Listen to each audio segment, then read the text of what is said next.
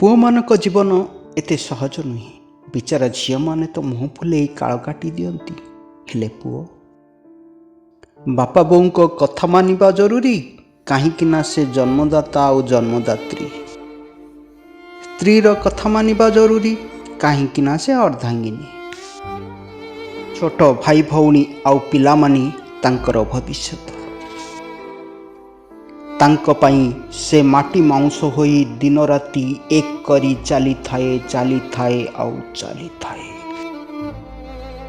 ମାତ୍ର ଯେଉଁଦିନ ସେମାନେ ଛାତିରେ ବିଧା ମାରି ହିସାବ ମାଗନ୍ତି, ତମେ ଆମ ପାଇଁ କ'ଣ କରିଛ, ବାସ୍ ସେଇଦିନ ସେ ମରିଯାଇଥାଏ।